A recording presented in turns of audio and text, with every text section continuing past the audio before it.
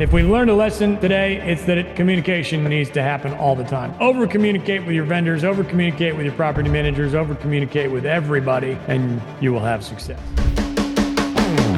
This is Short-Term Rental Management, the show that is all about short-term rental property management with your host, yours truly, Luke Carl. All right, we are going to talk about things that go wrong. The things you don't hear about on podcasts. Which is not necessarily true, especially if you're listening to this one, which is Short-Term Rental Management with yours truly, Cash Flow Carl, currently coming to you from the world-famous Cash Cave, wherever podcasts are heard. Short-term rental management, I love you. I'm glad that you are here. So today we're going to cover some issues that I have had recently.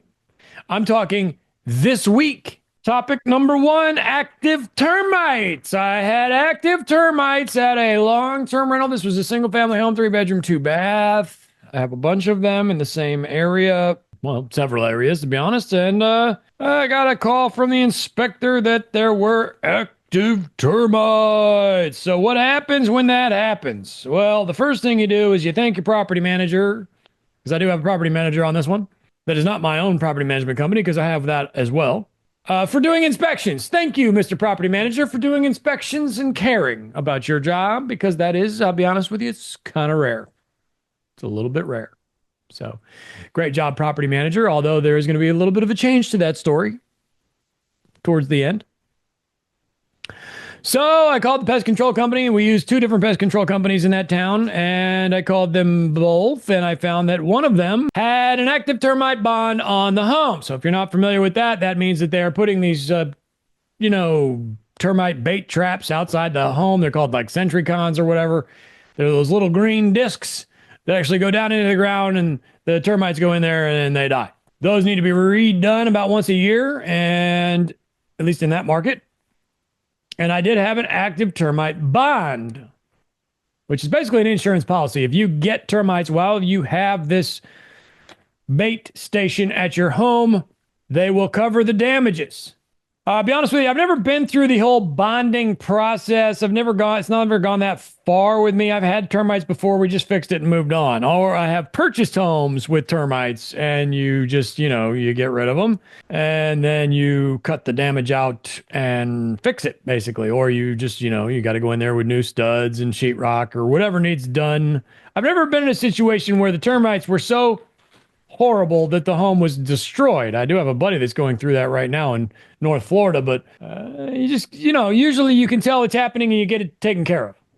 Hopefully. And really what you're looking for is like flakes of paint coming off the walls is usually what you notice first. Like big chunks of paint will come off the walls. And they got some termites. And it's usually up, like window height or above the windows and maybe up at the top of the corner of the room. That's usually where you're going to notice it. So anyway, we got a hold of the pest control company that had the bond on the property. I didn't even know it had a bond, to be honest. I'm sure it's on a spreadsheet somewhere. And they said, yes, we have that covered. We'll go over there and take a look. So they went over there and took a look, and it was not active. So the pest control was working correctly. The SentryCon or whatever brand they have over, that's a brand name, whatever brand name they have over there was working correctly, and we didn't have to do anything further with them. But now I do need to cut the wall open and fix the issue, which probably won't be that bad. Probably just be some studs chewed up a little bit. You can get it fixed and moved on.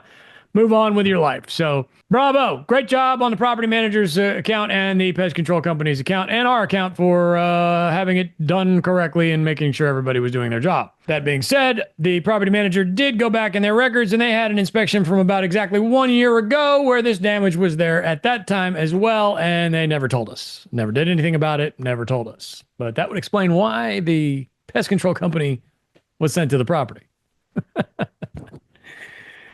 So anyway, no big deal. It's been taken care of about a year ago, actually. They just forgot and never told us. Did another inspection a year later, saw the same damage from the year before, and now we're going to go in there and resolve the issue with, you got to open the wall and see how much damage they've done, if any, and hopefully not much.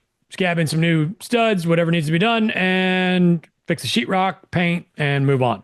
Hopefully not a big deal. We don't have an end to that story just yet. We haven't opened the wall. Shouldn't be that big a deal.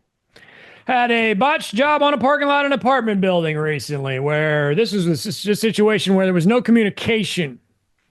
The vendor, and I've worked with this vendor many times, large jobs, big buildings. Well, big for me.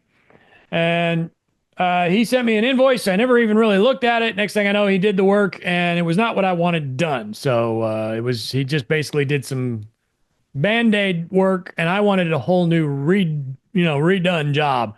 So lack of communication, but this was a very expensive job, and I'm not going to get into too much detail on this, but it was a $46,000 job that I didn't want done.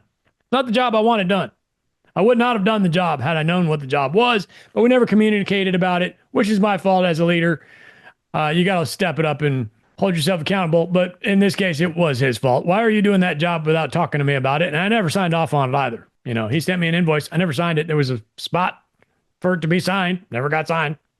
So why are you doing the work? Don't you think you need to talk to the boss before you do a $50,000 job? Hello? So that one is yet to be resolved, and I'm not happy about it. Tough one there. Not going to get into more detail on that one, unfortunately. Also had a fire. I will be completely honest with you. The fire was not this week, but it was recently. Situation where we believe and I will say the fire department did not have a conclusive investigation. There was no, evidence that would give them a conclusion. So there was some sort of a fire. It caught the fence, which was not even our fence. This is a rental property, not too far from the Termite property. The fire caught the fence, ran down the fence, which was not even our fence. It was the neighbor's fence. Turned a corner on what looked like, more of that fence, but it was our gate, basically, at this said property, and ran down the gate, wooden gate, and it caught the edge of the home. Luckily, the fire department got there in time. Not a big deal. Paid for that one out of pocket. The renter did have renter's insurance. They will not cover structural damage, so they said pound sand. I was on my own. It did go through the wall and up underneath the bathtub, so the wall had been compromised. So we did have to rip the entire bathroom out. The shower, the tile, and the tub had to be removed. Redo everything. New studs, new framing. Then you got to seal it up with like this special fire paint that makes it so it doesn't smell. I don't know all the details. Something similar to Kills, if you're familiar with that. And then they put in, they sealed up the walls, in other words, new sheetrock. Then they did a new tub and tile surround, and then new siding on the exterior and paint. So $6,500. That one could have been a lot worse, but still not a good day. The situation a couple days ago where this is situation number 3 now, I think, or 4. This would be number 4. Where the guest checked in and decided that they did not like that the sheets were clean. I'm saying that in a funny way, of course, but that's basically what it boiled down to. The guest was throwing an absolute fit. Brand new rental property. Not a brand new house, but new property to us. So all new linens, all new everything. Had been rented 3 or 4 times, so everything had been washed, of course. And they were complaining that there was a fragrance on the sheets and towels. In other words, they had been washed. She's still going with this, by the way. It's been 3 days now for complaining. And we called Airbnb and made sure that they knew that we were offering a great product. I actually went to that house right before they checked in because I am a damn good landlord and I work hard. And it was spotless and gorgeous. And Airbnb said, quite jokingly, of course, why don't you send her some dirty sheets? So they sided with us, and we are not offering a fragrance-free home, so this person can't expect a quote-unquote fragrance-free home. They're expecting something that we just cannot deliver, and we're not offering them. So I'm sorry, but this is just the way it's going to be. You're going to have to sleep on clean sheets. Sorry. Then she claimed she went out and bought new towels, and again, I'm not going to get into all the details. You know how it is with guests. Sometimes it's a thing. She claimed she went out and bought all new towels because she couldn't use our towels. They were too smelly. They smelled like fragrance, and I'm thinking to myself, like, well, the new towels are going to have dyes and fragrances of their own, probably more so than the ones that have already been washed professionally for you. So this one probably boils down to it being a new property, being offered at a very reasonable price, probably too reasonable of a price, and you got yourself a complainer that's looking for a deal. Why in the world would you complain that the sheets were clean? you know. But at the end of the day, we still care very much about her enjoying her vacation. Have a great vacation, and we are doing our best to kiss her rear end with the clean sheets. Issue number 5, I had a pool pump go out. Not only did I have a pool pump go out, but my pool man is out of town. So that was kind of a bummer.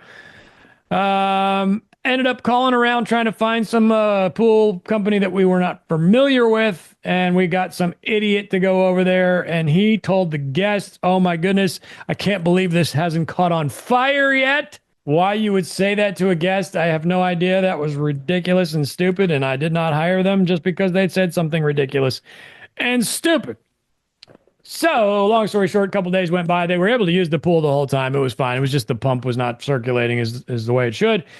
My guy came back to town, and he said, I'll be over there in the morning to fix it. It is now fixed as of like an hour ago at the recording of this podcast. So really, the guest did not even need to know that that was going on because the pool was still usable. But we did have to let them know because we had people coming and going. By the way, I got some new sunglasses. I thought they were pretty cool.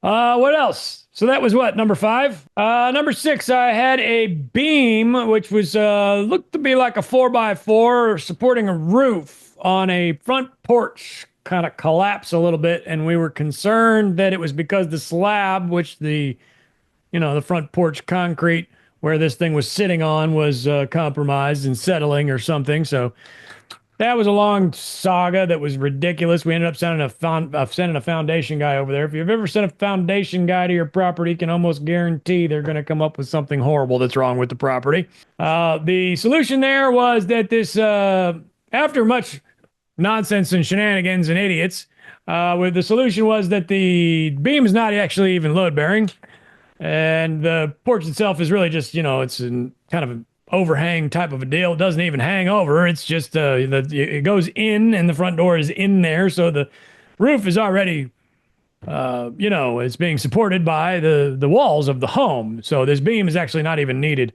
And it really what it is a two 2x4 screwed together, and then they put 1x4 wrapped around the 2x4s to make it look like a 4x4.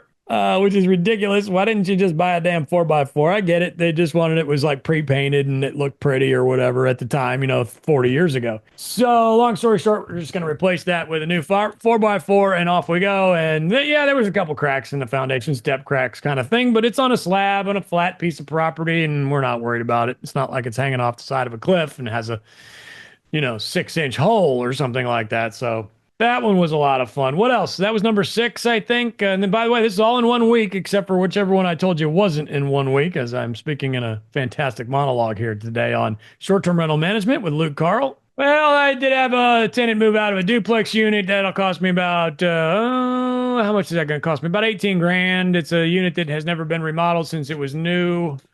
Had an inherited tenant in there when the company, myself, purchased it.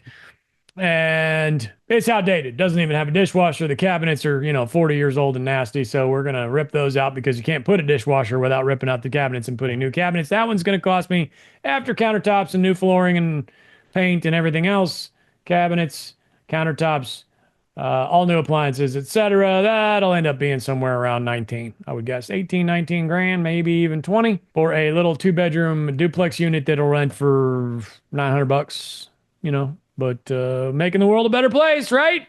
So all in 1 week's work for yours truly as a professional landlord. So really none of it was a big deal. Yeah, you got to spend some money, but that's just part of the deal. It's part of it. When you own rental real estate, somebody's going to move out and cost you 20 grand, occasionally. Or, with the guests, it's not that, but it'll be something, and your hot tub breaks and cost you 9 grand or whatever the case may be. Right. So really that parking lot one was the worst one. And that's an ongoing saga that I'm really not happy about. If we learned a lesson today, it's that communication needs to happen all the time. Over communicate with your vendors, over communicate with your property managers, over communicate with everybody, and you will have success. So there you go. Bad things happen. Crap happens. You pick yourself up, move on. If you're wondering, why it's all just rainbows and sugar cookies, all these awesome stories you hear about the wonderful things about rental real estate. And that is true, man. That's 100% true. Rental real estate is fantastic. especially if you hold it for a really long time. And someday when you're old and gray, you're going to say, man, those duplexes are making it so that I can live a pretty good life, even though I've got health problems and everything else, you know? So buy real estate and hold it, and you will succeed and be happy. And very happy to share with you these stories today about things that can and will go wrong. Long hair Luke Carl saying, don't overthink it.